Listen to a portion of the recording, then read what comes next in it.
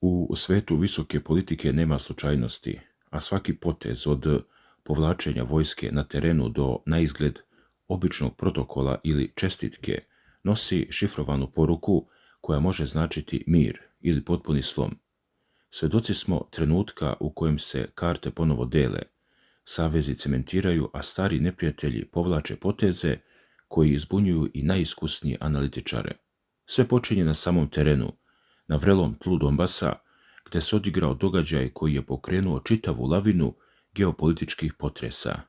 Prema informacijama koje su odjeknule u ruskim medijima, vojska Ruske federacije preuzela je potpunu kontrolu nad Konstantinovkom, petim po veličini gradom u Donjeckoj narodnoj republici. Kako se navodi u izveštajima, ovaj grad nije pao preko noći, niti je osvojen brzim jurišem, već su ogorčene borbe za svaki kvart i ulicu trajale duže od 6 mjeseci. Odmah nakon toga, ruski predsjednik Vladimir Putin posjetio je jedno od pomoćnih komandnih mjesta Združene grupe snaga, gdje mu je načelnik generalštaba Valerij Gerasimov podneo detaljan izvještaj o ovoj operaciji. Prema pisanju portala Carigrad, komandanti jurišnih jedinica javljali su se uživo putem video veze direktno iz centra oslobođenog grada, prikazujući predsjedniku i snimke sa izviđačkih dronova koji potvrđuju stanje na terenu. Međutim, ono što je privuklo ogromnu pažnju novinara koji su pratili ovaj događaj nije bila samo vojna statistika, već ponašanje ruskog lidera. Kako prenosi Carigrad, tokom čitavog izlaganja delovalo je da ruski predsjednik ima apsolutnu kontrolu nad situacijom, čak i do najsitnijih bizarnih detalja. Naime, zabeležen je trenutak kada je olovka koju je stavio na rub stola počela da se kotrlja i pretila da padne. Ruski lider ju je, ne podižući pogled sa dokumenata i bez gledanja, svaki put smireno uhvatio u letu i vratio na mesto. Taj trenutak, zabeležen je na Telegram kanalima, u prodržavnim medijima je odmah protumačen kao metafora za čvrstu kontrolu nad čitavim državnim i vojnim aparatom u prelomnim trenucima. Sam Putin je zauzimanje ovog grada nazvao prvom, ali izuzetno važnom fazom u razbijanju moćnog ukrajinskog odbrambenog uporišta na liniji Slovjansk-Kramatorsk. Istakao je da je grad bio pretvoren u pravu neosvojivu tvrđavu, ali da je put ka daljem napredovanju sada otvoren. Tom prilikom izdao je naređenje da se učini sve kako bi se preostalo civilno stanovništvo evakuisalo iz zone neposrednih borbenih dejstava. I tu dolazimo do ključne stvari koja menja perspektivu onoga što se dešava sa druge strane linije fronta. Dok Moskva slavi uspeh, unutar ukrajinske komande, ako je verovati izvorima sa terena, vlada potpuno drugačija atmosfera. Kako prenosi vojni dopisnik Juri Kotenok na svom Telegram kanalu, pozivajući se na podatke iz ruskih vojnih izvora, vrhovni komandant oružanih snaga Ukrajine, Aleksandar Sirski, doneo je radikalnu odluku. Prema tim navodima, on je strogo zabranio potčinjenim komandantima da šalju bilo kakva pojačanja u Konstantinovku nakon što je postalo jasno da je grad izgubljen. Umjesto povlačenja ili pomoći, Sirski je navodno naredio preostalim ukrajinskim vojnicima koji su se zatekli u mestu da ne napuštaju svoje položaje i da nastave odbranu do samog kraja, bez obzira na posljedice. Kotenok u svom izvještaju naglašava da ruske trupe sada metodično potiskuju te preostale grupe iz podruma i skloništa, ocenjujući da je dalji otpor potpuno besmislen i da zarobljene vojnike jedino predaja može spasti od likvidacije.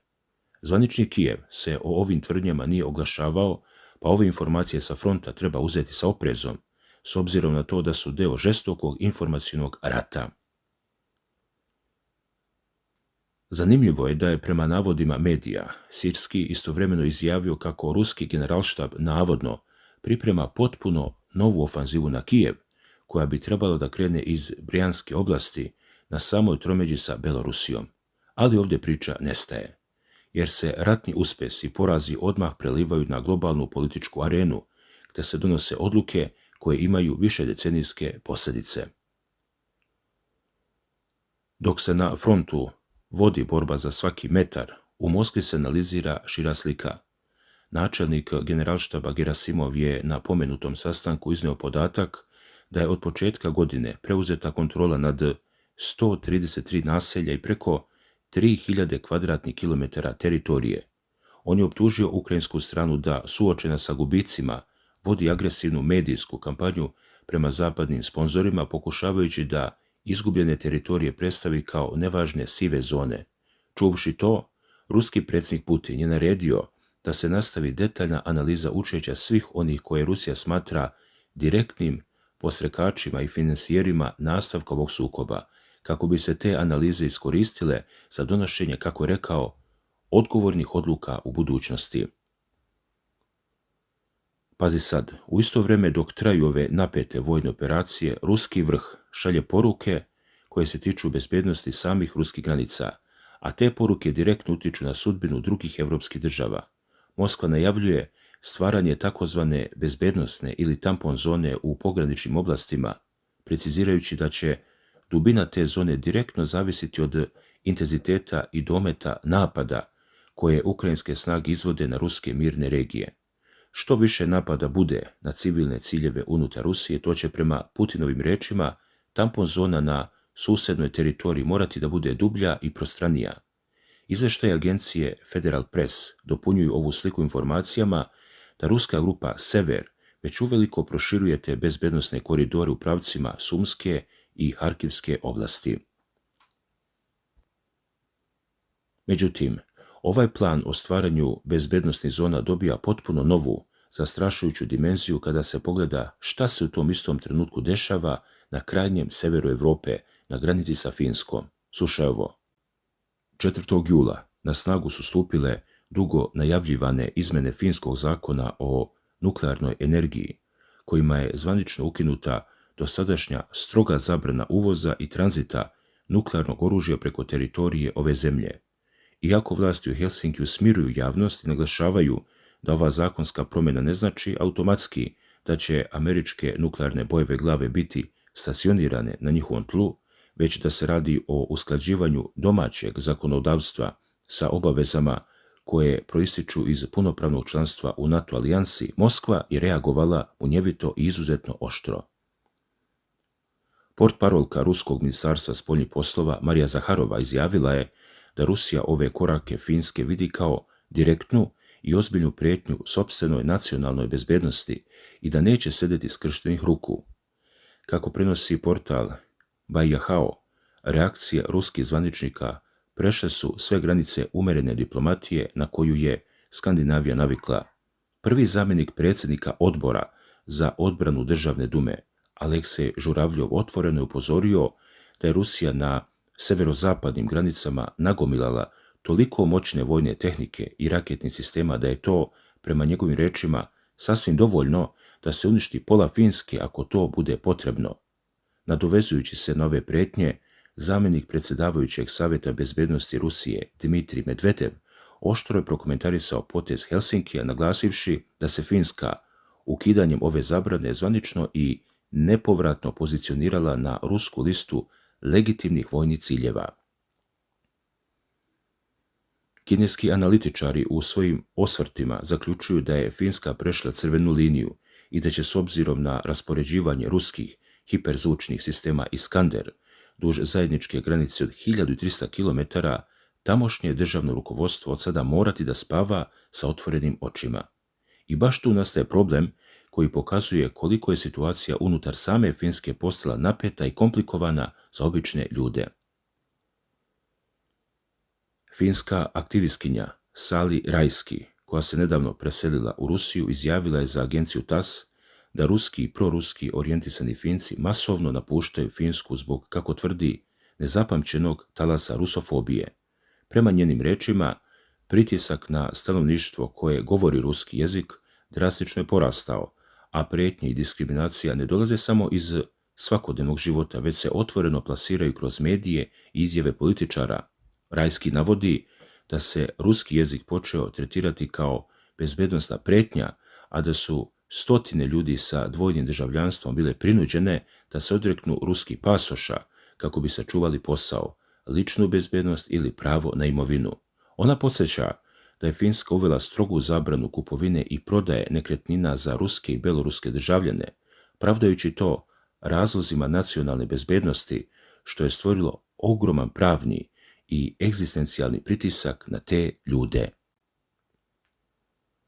Ali, dok sa jedne strane preti Finskoj i sklapa antizapadne saveze sa Iranom, Moskva istovremeno vuče poteze na diplomatskoj šahovskoj tabli koji zbunjuju posmatrače i ostavljaju prostor za različita tumačenja.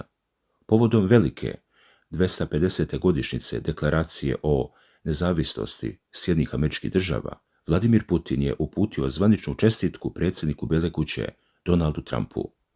Ono što je zaprepastilo mnoge jeste izuzetno ličan i neobičan ton ove poruke. Prema podacima objavljenim na zvaničnom sajtu Kremlja, ruski lider se svom američkom kolegi obratio rečima: Poštovani gospodine predsjedniče, dragi Donalde, u nastavku pisma Putin podsjeća da su Rusija i Amerika dve najveće nuklearne sile na svetu i da upravo one dele istorijsku i posebnu odgovornost za očuvanje globalne stabilnosti i mira. Izrazio uverenje da bi uspostavljanje ravnopravnih i obostrano korisnih odnosa bilo u interesu čitave svjetske zajednice. Nadovezujući se na ovo, šef ruske diplomatije Sergej Lavrov je u svom obraćanju američkom narodu istakao da ova istorijska godišnjica dolazi u prelomnom trenutku kada era zapadne dominacije nepovratno propada, ustupajući mjesto pravednijem, multipolarnom svjetskom poretku. Podsjetio je da je Rusija u ključnim trenucima američke istorije poput rata za nezavisnost i građanskog rata pružala podršku opstanku američke države, te da veruje u mogućnost iskrenog dijaloga zasnovanog na međusobnom poštovanju.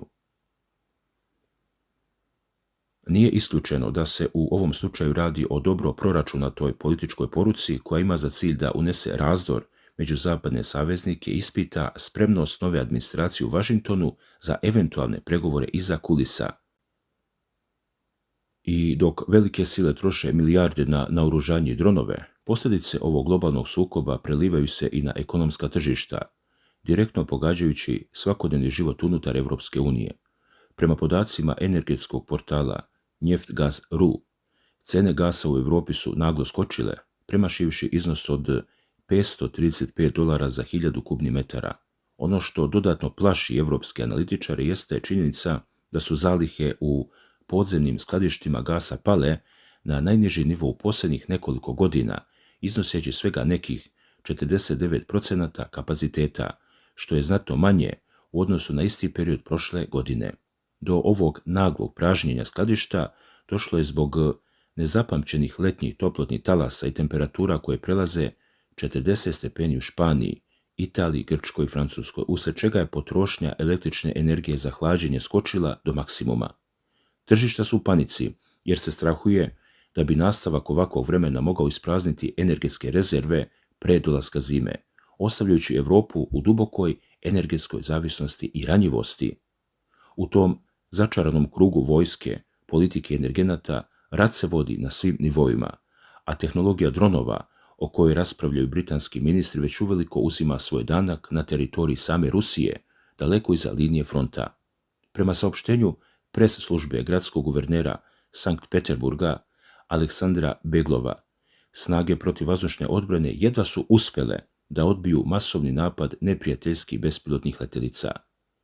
Kako prenosi moskovski Komsomolec, meta ovog dramatičnog napada bio je veliki naftni terminal smješten u Kirovskom okrugu grada. Guverner je potvrdio da je oboreno ukupno 72 drona, od kojih se jedan srušio u blizini čuvenog Peterhofa. Zvaničnici tvrde da su materijalne posljedice na terminalu brzo eliminisane i da srećom nije bilo ljudskih žrtava. Ali sam podatak da desetine dronova uspevaju da stignu do severnih ruskih metropola izaziva duboku zabrinutost kod lokalnog stanovništva. U tom kontekstu ova globalna kriza dobija svoj eho i na suprotnom kraju evroazijskog kontinenta, u azijsko-pacifičkom regionu gde saveznici i protivnici povlače identične opasne poteze. Kineski medijski portal Sohu objavio je oštru analizu u kojoj upozorava da je razmještanje novih američkih raketnih sistema na teritoriji Japana dovelo do eskalacije tenzija koje direktno ugrožavaju Rusiju. Kineski analitičari naglašavaju da te rakete iz svojih baza u Japanu sada mogu direktno da dosegnu Vladivostok, ključnu rusku stratešku luku i sedište Pacifičke flote, što znači da će ruski vojni potencijali biti pod stalnim, budnim okom američke vojske. Ponovo se oglasila Marija Zaharova, upozorivši Tokio da jačanje japanskog militarizma i preuzimanje američkog vojnog modela neće proći bez adekvatnih kompenzacionih mera Rusije. U igru se uključuje i poslanik Državne dume, Mihail Deljagin, koji podsjeća na svet nepredvidivo situacije u tom delu sveta. On navodi primjer Severne Koreje i njenog lidera Kim Jong-una, ističući da niko ne treba da sumnja da će Pyongyang istog trenutka upotrijebiti svoj nuklearni arsenal ukoliko proceni da je njegova nacionalna bezbednost stvarno ugrožena, podsjećajući kako se bivši američki predsjednik Trump povukao i pristao na sastanak nakon što je shvatio da prijetnje Severnoj Koreji mogu dovesti do nuklearnog odgovora. Dakle, svet se bukvalno preko noći našao na ivici potpunog geopolitičkog prestrojavanja, a informacije koje pristižu ovog jutra 4. jula nose oznaku hitnosti, jer direktno mijenjaju odnos između najvećih svjetskih nuklearnih sila. Dok Amerika obeležava svoj veliki istorijski jubilej, u pozadini se odigrava dramatična vojna i diplomatska drama koja potvrđuje da stara pravila međunarodne bezbednosti više ne važe. Upravo ove subote, 4. jula, iz Moskve stižu detaljnije informacije o tome šta se krije iza Putinove odluke da lično i izuzetno blisko čestita praznik Beloj kući, ali i šta su stvarni vojni ciljevi nakon pada Konstantinovke, o čemu je Generalštab jutros podneo svež izveštaj. Prema najnovim izveštajima ruskih vojnih agencija, zauzimanje ovog grada stvorilo je ne samo put ka Slavjansku i Kramatorsku, već je pokrenulo hitnu operaciju širenja operativne dubine na severozapadnom pravcu. Gerasimov je, prema informacijama koje prenose prodržavni mediji, predočio da se hitno mora iskoristiti momentum pre nego što zapadni saveznici stignu da isporuče najavljene pakete dronova dugog dometa o kojima se u Londonu još uvijek vodi žestoka rasprava. Ali ono što ove vesti od 4. jula čini dodatno alarmantnim jeste činjenica da Rusija u ovom trenutku sprovodi detaljnu ekonomsku i vojnu analizu učešća svake zapadne države ponaosob u sukobu. Kako se navodi u jutrošnjim izveštajima iz Kremlja, ova analiza nije samo formalnost, ona služi kao pravni strateški temelj za donošenje odgovornih, ali potencijalno radikalnih odluka u bliskoj budućnosti, uključujući i aktiviranje kontramera protiv onih koje Moskva označava kao posrekače rata. Ta strategija se direktno naslanja na hitne dogovore postignute u Teheranu, gdje je Medvedev sa iranskim zvaničnicima praktično postavio kamen temeljac za stvaranje nove globalne koalicije država pod sankcijama sa ciljem potpunog sloma zapadne ekonomske dominacije. I tu dolazimo do onog najvažnijeg dela, do vašeg mišljenja i analize, jer u ovakvim prelomnim trenucima glas naroda i trezveno razmišljanje običnih ljudi često vide dalje od političkih kabineta. Otvaramo veliku diskusiju i želim da čujem vaše stavove o ovim hitnim vestima. Kako vi gledate na ovu neobičnu, intimnu čestitku koju je Putin uputio Trumpu sa rečima „Dragi Donalde“, baš na današnji dan, 4. jul? Da li je to stvarni signal da između dve najveće nuklearne sile postoje skriveni kanali komunikacije i da se iza kulisa priprema teren za neki veliki globalni dogovor, ili je u pitanju samo mudra taktička igra Moskve sa ciljem da unese razdor između zapadnih saveznika? Šta mislite o situaciji na severu Evrope? Da li je Finska ukidanjem zabrane za nuklearno oružje obezbedila sebi dugoročnu zaštitu pod kišobranom NATO-a ili je, kako to tvrde ruski zvaničnici, napravila istorijsku grešku i sebe pretvorila u legitimnu metu za moćne sisteme Iskander? Da li verujete da bi ovaj skandinavski front mogao postati novo veliko žarište? Kako komentarišete stvaranje nove unije između Rusije i Irana za borbu protiv zapadnih sankcija? Može li takav savez država, koje su potpuno izbačene iz zapadnog finansijskog sistema dugoročno da opstane i da stvori stabilnu ekonomsku protivtežu Vašingtonu i Briselu. Na samom kraju, šta mislite o strategiji stvaranja dubokih tampon zona o kojoj govori ruski vojni vrh?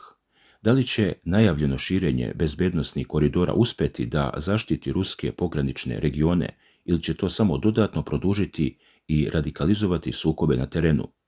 Napišite svoju detaljnu procenu, stavove i predviđanja u komentarima ispod. Pratimo šta pišete. Raspravljajte argumentovano i civilizovano, jer vaša analiza pomaže da svi zajedno bolje razumemo ove složene događaje koji nam kroje sudbinu. Svako dobro!